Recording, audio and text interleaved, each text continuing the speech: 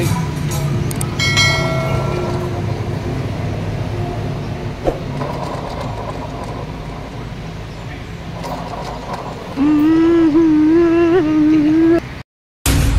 Welcome to my channel. Torpedo Vlog. Sira na talaga yung motor natin guys, at magkatagalog muna ako para maintindihan mo na mahal na nga kita.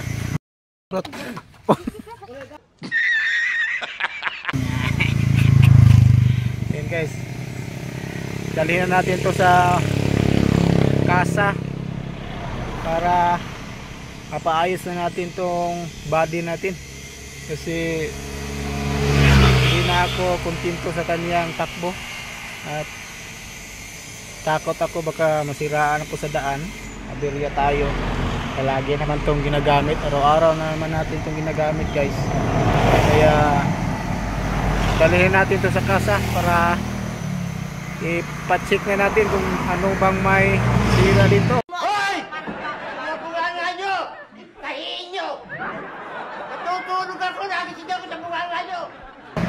Motor ba o ako ba? Yun guys, na itong motor ko sa kasa para ipacheck natin kung ano ba ang masira, yung sa ano ba, sa torque drive bearing ba or sa gearbox bearing ba, para malaman natin yan. Dalhin natin doon sa may kasa. Let's go. 2,000 years later. At nandito na nga tayo dito sa guys sa may kasa sa Honda Balamban Disc Marketing para ipa-check natin yung motor natin, at sinimula na nga ni Kuya na ang pagbaklas nito para malaman na kung ano bang sira ng ating gulong na parang may umahagod-hagod, kaya ini-spray-sprayhan yan niya. Ang dami pala nitong alikabok. Oh sus, porbida. At ito pala yung bola natin guys na sira na, palitan na natin yung bago. Bibili ako ngayon ng 13 grams na bola para maayos na yung takbo. Ayun guys, oh. Ito guys yung mga bearing natin dito guys.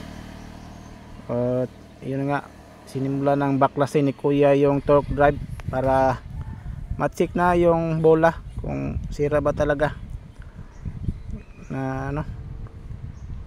Kung meron pa lang ako ng gamit nito, ako na siguro ang gagawa nito. Ayun guys, para at confirm nga guys, oh, na ang bearing talaga guys ay nasira na talaga siya. Ayun guys, oh, meron ng mga bulitas na ano, kumakalas sa kanyang housing. Yan nga, meron ng mga sira na talaga. Buti na lang na agapan ulit, naagapan natin ng maaga pa at hindi na sira yung kuan. At ito na yun guys, oh, mas smooth na guys, walang kuan, ano, torque drive. Inikot natin yung wala nang tunog na kakaiba, smooth na. At yun na nga guys, ito na si Kuya at binalik na ng ano, tapos nang napalitan yung bola at saka yung bearing, at ito na binabalik na ni Kuya yung mga pisa para makauwi na tayo, dahil kagabi pa akong nagtrabaho tapos diretso na dito sa kasa. 2,000 years later. So yan na guys, pilar may salida guys, at tapos din yung pag ano na motor natin guys, na check at napalitan natin yung mga sisa at napatakbo na natin dito sa may Central Highway guys. So confirm guys, yung sira pala pag ganun yung tunog sa gulong pag iniikot-ikot mo ay torque drive bearing yung nasira sa motor natin guys, at napalitan na ng bago. Yeah boy. At pinalitan ko na lang pala yung ano guys, yung yung bola-bola na may sabaw.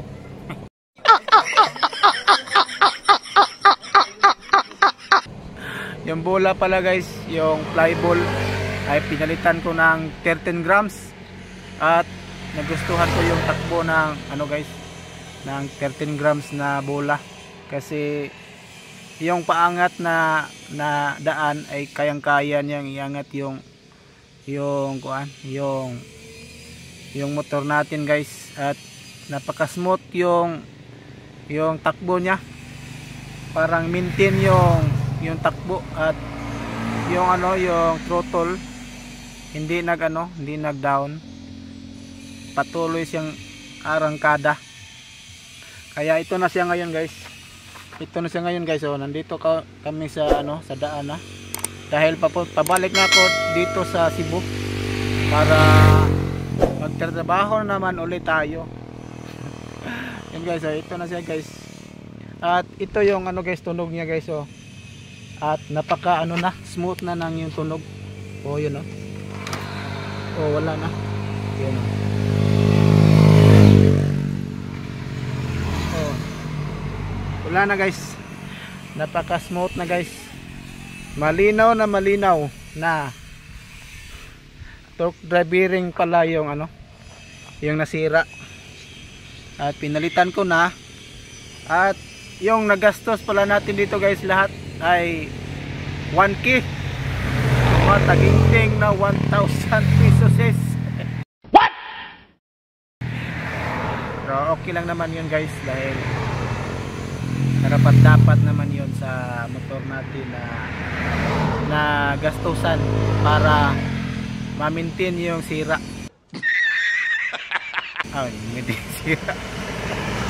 Ma-maintain yung ganda at ang kondisyon ng ating motor para Nice. tayo hindi na tayo maabala pa sa mga araw-araw nating takbo. Kaya ginagamit ko ito araw-araw dahil ginawa ko na nga siya hanap buhay. Siya yung pinatrabaho ko para mabuhay yung pamilya ko. Kaya minimaintain yung kondisyon niya. At maraming salamat sa iyong panonood guys. So yung mga Honda Click user dyan na yung ganito, yung katulad nito na version 3 ay palitan nyo ng 13 grams kasi ang ganda, malakas tumakbo. At yung